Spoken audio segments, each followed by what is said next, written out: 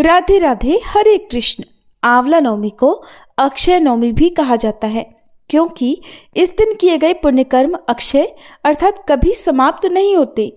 पौराणिक मान्यताओं के अनुसार इस दिन आंवले के वृक्ष में भगवान श्री हरि विष्णु और माता लक्ष्मी जी का वास होता है। आंवला स्वयं दिव्य औषधि वृक्ष है, जो स्वास्थ्य और दीर्घायु का प्रतीक माना गया है। इस दिन महिलाएं अपने परिवार और संतान की लंबी उम्र और सुखी जीवन के लिए व्रत रखती हैं। वहीं श्रद्धालु मथुरा वृंदावन में परिक्रमा करके अक्षय पुण्य अर्जित करते हैं। आज के दिन आंवले के वृक्ष की हल्दी, कुमकुम आदि से पूजा की जाती है। आंवले के वृक्ष की जड़ में जल और कच्चा दूध मिलाकर अर्पित करके फिर आंवले के वृक्ष की 3, 5, 7, 9 या 108 परिक्रमा करते हुए तने में कच्चा सूत या कलावा लपेटा जाता है। पूजा करने के बाद कथा पढ़ी या सुनी जाती है और पूजा की समाप्ति के बाद परिवार और मित्रों आदि के साथ वृक्ष के नीचे बैठकर भोजन किए जाने से विशेष लाभ मिलता है। इस दिन आंवला किसी भी रूप में खाना और आंवले का दान करना बहुत ही शुभ माना गया है।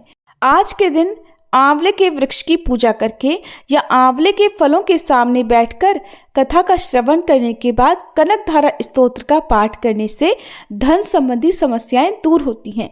तो प्रिय श्रोताओं, आइए आज आंवला नवमी के शुभ अवसर पर सुनते हैं आंवला नवमी के दिन सुनी जाने वाली सभी कथाएं और कनकधारा स्तोत्र का हिंदी अनुवाद भी। आंवला नवमी पर आंवले के पेड़ के नीचे पूजा और भोजन करने की परंपरा माता लक्ष्मी जी ने प्रारंभ की थी। कथा के अनुसार एक बार माँ लक्ष्मी जी धरती पर घूमने के लिए आई।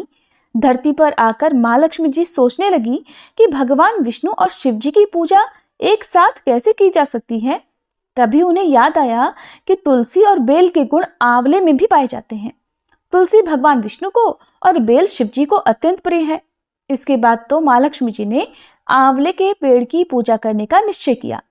माँ लक्ष्मी जी की भक्ति और पूजा से प्रसन्न होकर भगवान विष्णु और शिव जी साक्षात प्रकट हुए। माँ लक्ष्मी जी ने आंवले के पेड़ के नीचे भोजन तैयार करके भगवान विष्णु और शिव जी को भोजन कराया। उसके बाद उन्होंने खुद भी वहीं बैठकर भोजन ग्रहण किया। मान्यताओं के अनुसार आंवला नवमी के दिन अगर कोई महिला आंवले के पेड़ की पूजा करके उसके नीचे बैठकर भोजन बनाती है और ग्रहण करती है तो भगवान विष्णु और भगवान शिव उसकी सभी मनोकामनाएं पूर्ण करती हैं। इस दिन महिलाएं अपनी संतान की दीर्घायु और अच्छे स्वास्थ्य को लेकर व्रत रखती हैं। निसंतान महिलाएं यदि संतान प्राप्ति की कामना से व्रत रखकर आंवले के पेड़ का पूजन करती हैं तो उन्हें संतान सुख की प्राप्ति होती है। दूसरी कथा के अनुसार एक राज्य में आंवल्या नाम का एक राजा था।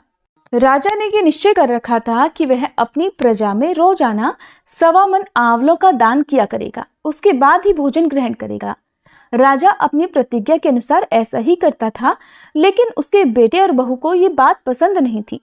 इसलिए एक दिन उसके बेटे बहू ने सोचा कि राजा इतने सारे आंवले रोजाना दान करते हैं, इस प्रकार तो एक दिन सारा खजाना खाली हो जाएगा। एक दिन राजकुमार ने राजा से कहा कि उसे इस तरह का दान देना बंद कर देना चाहिए। राजकुमार की बात सुनकर राजा को बहुत दुख हुआ और राजा ने रानी के साथ महल का त्याग कर दिया। फिर क्या था, राजा आंवला दान नहीं कर पाए और अपनी प्रतिज्ञा के अनुसार उन्होंने कुछ खाया भी नहीं। जब भूखे प्यासे 7 दिन हो गए तब भगवान को उनके ऊपर दया आ गई। इसलिए भगवान ने राजा के लिए जंगल में ही महल, राज और बाग बगीचे सब बनवा दिए और ढेरों आंवले के पेड़ लगा दिए। जब अगली सुबह राजा रानी ने ये देखा कि जंगल में उनके राज्य से भी 2 गुना राज्य बसा हुआ है, तब राजा रानी से कहने लगे, रानी देखो, कहते हैं ना कि कभी भी सत्य का साथ नहीं छोड़ना चाहिए। आओ नहा धोकर आंवला दान करें और भोजन करें। राजा रानी ने आंवले दान करके भोजन ग्रहण किया और खुशी खुशी अपने नए महल में रहने लगे। उधर आंवला देवता का अपमान करने और माता पिता से बुरा व्यवहार करने के कारण राजकुमार के तो बुरे दिन आ गए। उसका राज्य शत्रुओं ने छीन लिया और वह दाने दाने को मोहताज हो गया। काम ढूंढते हुए एक दिन वह अपने पिताजी के ही राज्य में आ पहुंचा। उस समय उसकी हालत इतनी बिगड़ी हुई थी कि पिता ने उन्हें बिना पहचाने हुए अपने यहाँ काम पर रख लिया। बेटे बहू सोच भी नहीं सकते थे कि उनके माता पिता इतने बड़े राज्य के मालिक भी हो सकते हैं। सो उन्होंने भी अपने माता पिता को नहीं पहचाना। एक दिन बहू ने सास के बाल गूंथते समय उसकी पीठ पर एक मस्सा देखा। ये सोचकर उसे रोना आने लगा कि ऐसा मस्सा तो मेरी सास के भी था। हमने ये सोचकर उन्हें आंवले दान करने से रोका था कि हमारा धन नष्ट हो जाएगा। आज वे लोग न जाने कहाँ होंगे। ये सोचकर बहू को रोना आने लगा और आंसू टपक टपक कर सास की पीठ पर गिरने लगे। रानी ने तुरंत पलटकर देखा और पूछा कि तू रो क्यों रही है। उसने बताया कि आपकी पीठ जैसा मस्सा मेरी सास की पीठ पर भी था। हमने उन्हें आंवले दान करने से रोक दिया था, इसलिए वे नाराज होकर घर छोड़कर कहीं चले गए। तब रानी ने उन्हें पहचान लिया, सारा हाल पूछा और अपना हाल भी बताया। अपने बेटे बहू को समझाया कि दान करने से धन कम नहीं होता बल्कि बढ़ता है। तब बेटे बहू भी अब सुख से राजा रानी के साथ रहने लगे और आंवलों का दान करने लगे। अब सुनिए आंवला नवमी की एक और कथा। आंवला नवमी के दिन एक सेठ ब्राह्मणों को आंवले के पेड़ के नीचे बैठाकर भोजन कराया करते थे। साथ ही उन्हें सोना भी दान किया करते थे। ये देखकर सेठ के पुत्रों को बिल्कुल भी अच्छा नहीं लगता था और वो अपने पिता से बहुत झगड़ा किया करते थे। रोज रोज की लड़ाई झगड़ों से तंग आकर वह सेठ दूसरे गांव में रहने चला गया। जीवन बिताने के लिए उसने वहां एक दुकान लगाई। उसी दुकान के आगे सेठ ने एक आंवले का पेड़ भी लगाया। कृपा कुछ ऐसी हुई कि उसकी दुकान खूब चलने लगी। यहां भी उसने अपना नियम नहीं छोड़ा। वह आंवला नवमी का व्रत पूजन करता था और ब्राह्मणों को भोजन कराकर दान देता था। वहीं दूसरी ओर सेठ के पुत्रों का व्यापार ठप हो गया। उनके बेटों को समझ आने लगा कि वो अपने पिता के भाग्य से ही खाते थे। तब अपनी गलती समझकर वे अपने पिता के पास गए और अपनी गलती की माफी मांगने लगे। फिर पिता के कहे अनुसार उन्होंने भी आंवले के पेड़ की पूजा करनी शुरू कर दी और दान भी करने लगे। इस व्रत के प्रभाव से सेठ के बेटों के घर पहले की तरह खुशहाली आ गई। काशी नगरी में एक निसंतान धर्मात्मा और दानी वैश्य रहता था। एक दिन वैश्य की पत्नी से एक पड़ोसन कहने लगी कि अगर तुम किसी पराये बच्चे की बलि भैरव बाबा के नाम से चढ़ा दो तो तुम्हें पुत्र प्राप्ति हो जाएगी। ये बात जब वैश्य को पता चली तो उसने साफ मना कर दिया, लेकिन उसकी पत्नी अवसर की तलाश में लगी रही। एक दिन एक कन्या को उसने कुएं में गिराकर भैरव देवता के नाम पर बलि दे दी। इस हत्या का परिणाम विपरीत हुआ। लाभ की बजाय उसके पूरे बदन में कोढ़ हो गया और लड़की की प्रेतात्मा उसे सताने लगी। वैश्य के पूछने पर उसकी पत्नी ने सारी बात सच सच बता दी। तब वैश्य बोला कि गोवध, ब्राह्मणवध तथा बालवध करने वाले के लिए इस संसार में कहीं कोई जगह नहीं है। इसलिए तू गंगा तट पर जाकर भगवान का भजन कर और गंगा स्नान कर, तभी तू इस कष्ट से मुक्ति पा सकती है। अब वैश्य की पत्नी गंगा किनारे रहने लगी। कुछ दिन बाद गंगा माता एक वृद्ध महिला का वेश धारण करके उसके पास आई और बोली, अगर तुम मथुरा जाकर कार्तिक नवमी का व्रत तथा आंवले के वृक्ष की परिक्रमा और पूजा करोगी तो ऐसा करने से तेरा यह कोढ़ दूर हो जाएगा। वृद्ध महिला की बात सुनकर और उसकी बात मानकर वैश्य की पत्नी अपने पति से आज्ञा लेकर मथुरा जाकर विधि विधान से आंवले का व्रत करने लगी। ऐसा करने से वह भगवान की कृपा से दिव्य शरीर वाली हो गई और फिर उसे सुंदर पुत्र रत्न की भी प्राप्ति हुई। पौराणिक कथा के अनुसार एक बार भगवान विष्णु कई हजार वर्षों तक घोर युद्ध करने के पश्चात थक गए और फिर अपने वैकुंठ धाम में आकर समाधि लगाकर अपने धनुष के सहारे सो गए। उसी समय देवताओं की यज्ञ करने की योजना चल रही थी। सो वे सभी भगवान विष्णु से मिलने ब्रह्मा जी और शिव जी सहित वैकुंठ आए। वहां उन्होंने देखा कि भगवान विष्णु तो गहन निद्रा में लीन हैं। सोए हुए को नहीं जगाना चाहिए, ये सोचकर वह सभी खड़े हो गए। किंतु बहुत देर के बाद भी भगवान विष्णु जब निद्रा से नहीं जागे, तब उन्होंने सोच विचार कर भगवान विष्णु को जगाने का निर्णय किया। तब ब्रह्मा जी ने एक कीड़ा उत्पन्न किया और उसे भगवान विष्णु को जगाने के लिए कहा। यह काम करने से भविष्य का भाग मिलेगा। ये सोचकर उस कीड़े ने धनुष की रस्सी काट डाली। धनुष की रस्सी कटते ही एक भयानक शब्द हुआ और चारों ओर अंधेरा छा गया। कुछ समय के बाद जब धीरे धीरे अंधेरा छटा तो देवताओं ने देखा कि भगवान विष्णु का सिर उनके शरीर पर नहीं है। तब तो देवता अत्यंत चिंतित और भयभीत हो गए। देवताओं को चिंतामग्न देखकर ब्रह्मा जी ने कहा कि देवताओं, चिंता न करो। संसार में जो कुछ भी होता है कुछ न कुछ कारण से ही होता है और यहाँ पर बिना कारण कोई कार्य नहीं होता। हम सभी देवी पराशक्ति की आराधना करेंगे और अवश्य ही वे इस समस्या का समाधान करेंगी। ऐसा कहकर ब्रह्मा जी ने सभी वेदों को देवी की स्तुति करने का आदेश दिया। जब वेदों ने देवी की स्तुति की तो देवी अत्यंत प्रसन्न हुई और फिर एक आकाशवाणी हुई। आकाशवाणी ने कहा, देवताओं, मैं वेदों की स्तुति से अत्यंत प्रसन्न हूँ। आप लोगों को चिंता करने की कोई आवश्यकता नहीं है। भगवान विष्णु का जो सर कटा है, इसके दो कारण हैं।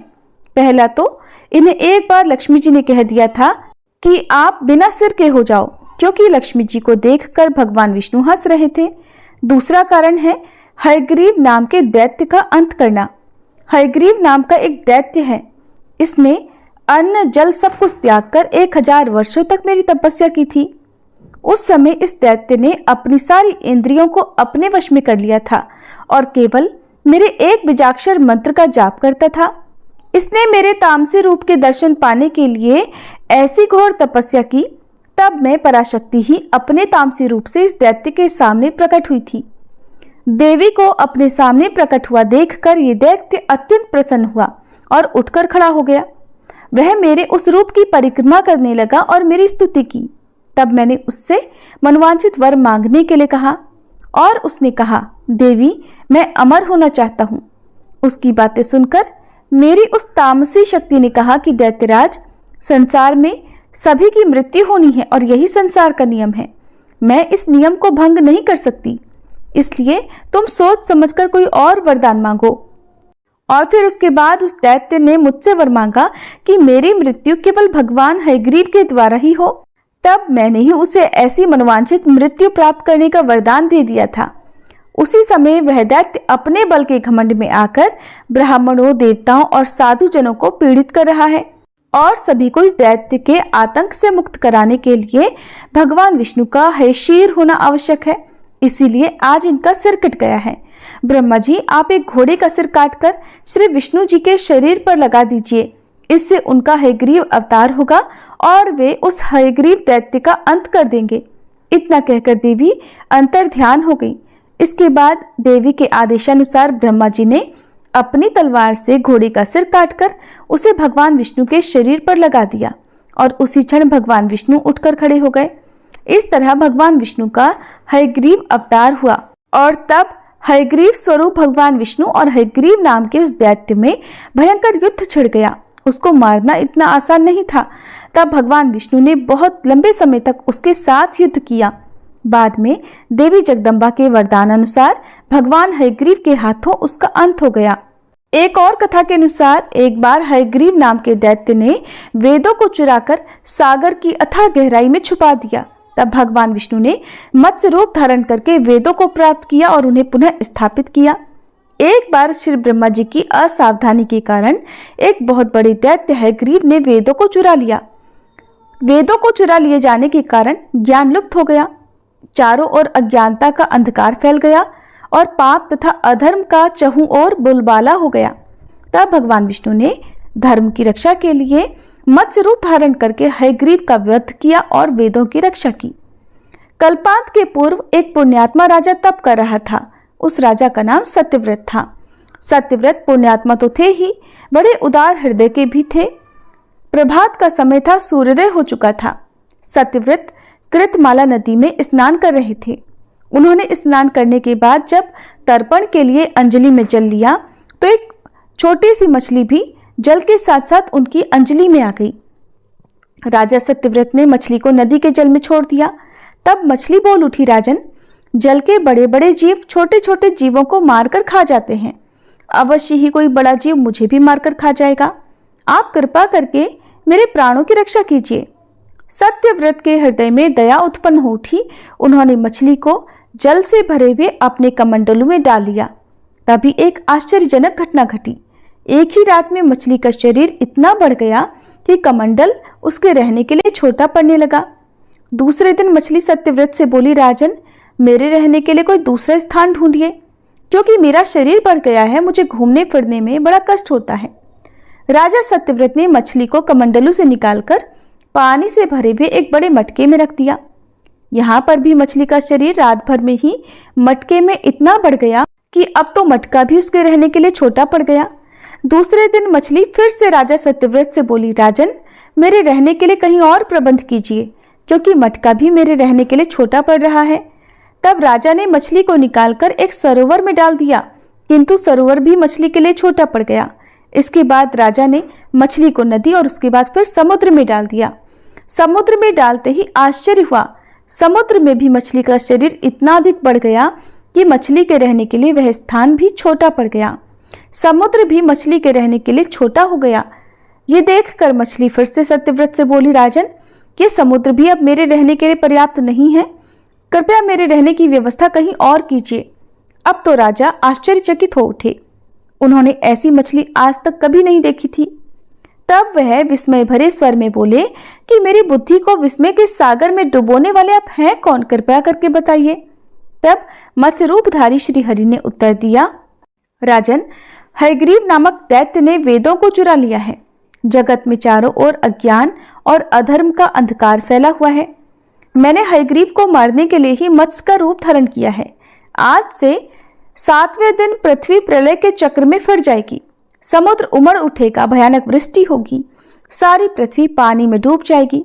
जल के अतिरिक्त कहीं और कुछ भी नहीं दिखाई देगा। आपके पास तब एक नाव पहुंचेगी। आप सभी अनाजों और औषधियों के बीजों को लेकर सप्तऋषियों के साथ नाव में बैठ जाइएगा। मैं उसी समय आपको फिर से दिखाई पड़ूंगा और आपको आत्म तत्व का ज्ञान प्रदान करूंगा। राजा सत्यव्रत उसी दिन से श्री हरि का स्मरण करते हुए प्रलय की प्रतीक्षा करने लगे। ठीक 7वें दिन प्रलय का दृश्य उपस्थित हो उठा। समुद्र भी उमड़कर अपनी सीमाओं से बाहर बहने लगा। भयानक वर्षा होने लगी। देखते ही देखते थोड़ी ही देर में सारी पृथ्वी पर चारों ओर जल ही जल हो गया और संपूर्ण पृथ्वी जल में समा गई। ठीक उसी समय एक नाव दिखाई पड़ी। राजा सत्यव्रत सप्तऋषियों के साथ उस नाव पर सवार हो गए और उन्होंने नाव के ऊपर संपूर्ण अनाजों और औषधियों के बीज भी भर लिए। अब नाव प्रलय के सागर में तैरने लगी। प्रलय के उस सागर में नाव के अलावा कहीं और कुछ भी दिखाई नहीं दे रहा था। सहसा मत्स्य रूपी भगवान प्रलय के सागर में दिखाई पड़े। राजा सत्यव्रत और सप्तऋषिगण मत्स्य रूपी भगवान की प्रार्थना करने लगे। भगवान से आत्मज्ञान पाकर सत्यव्रत का जीवन धन्य हो उठा और वे जीते जी ही जीवन मुक्त हो गए। प्रलय का प्रकोप शांत होने पर मत्स्य रूपी भगवान ने हयग्रीव को मारकर उससे वेद छीन लिए और फिर भगवान ने ब्रह्मा जी को पुनः वेद दे दिए।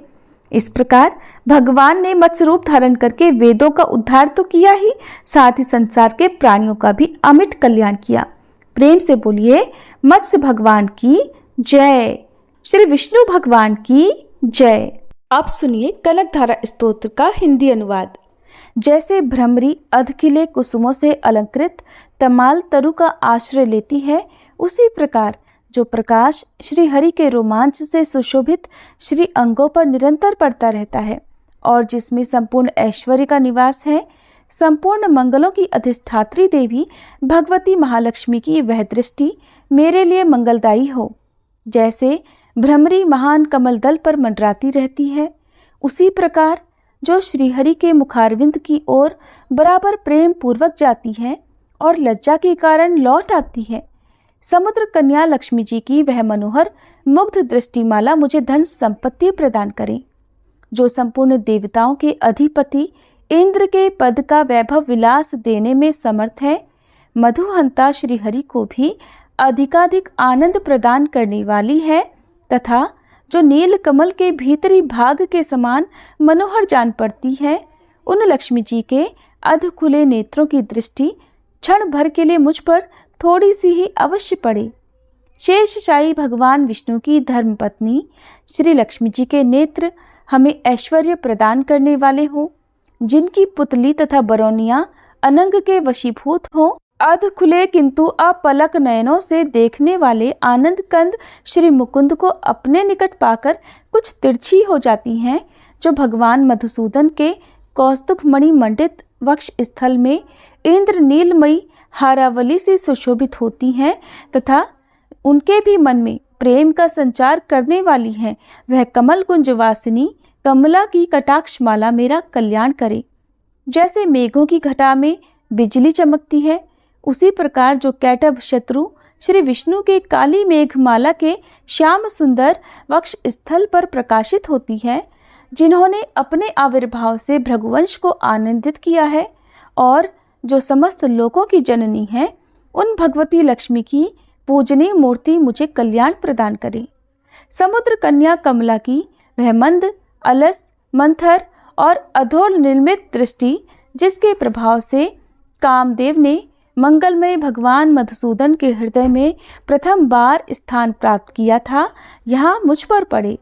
भगवान नारायण की प्रेयसी लक्ष्मी का नेत्र रूपी मेघ दया रूपी अनुकूल पवन से प्रेरित हो दुष्कर्म रूपी धाम को चिरकाल के लिए दूर हटाकर विषाद रूपी धर्मजन्य ताप से पीड़ित मुझ दीन रूपी चातक पर धन रूपी जलधारा की वृष्टि करें। विशिष्ट बुद्धि वाले मनुष्य, जिनके प्रीति पात्र होकर जिस दया दृष्टि के प्रभाव से स्वर्ग पद को सहज ही प्राप्त कर लेते हैं, पद्मासना पद्मा की वह विकसित कमल गर्भ के समान कांतिमयी दृष्टि मुझे मनोवांछित पुष्टि प्रदान करे।